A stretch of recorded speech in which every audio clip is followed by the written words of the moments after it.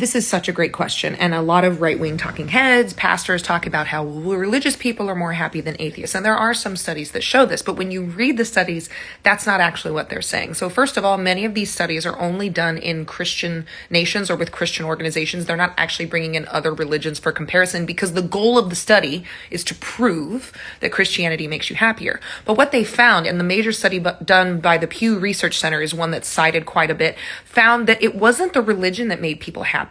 It was attending services, because the predictors of happiness were community and purpose. Those were the two things that made the difference. So a more honest study would be someone who's devoted in their religion and attends services, and someone who's a devoted humanist or a devoted activist. They would report the same levels of happiness, because this research shows us that the two predictors is community, which is also the number one predictor of longevity just in your life.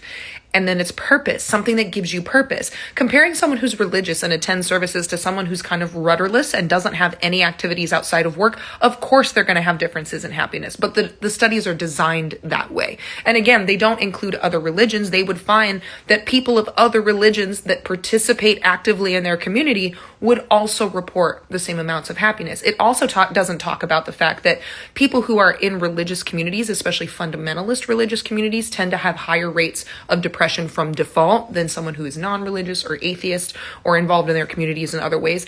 People in religious communities also have higher rates of obesity, long-term chronic health issues related to obesity and a lack of exercise.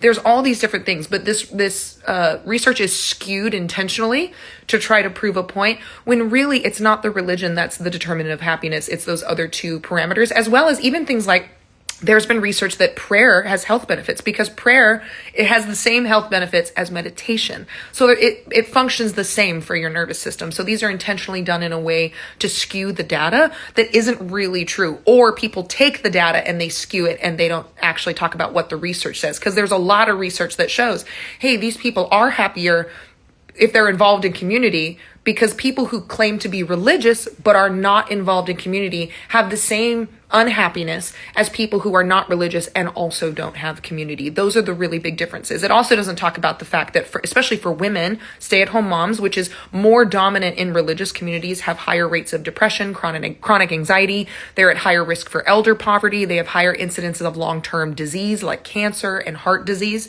So this is I would encourage everyone to go read her full comment. But no, it's not about the religion. It's about community and a sense of purpose. And all the research has agreed upon that.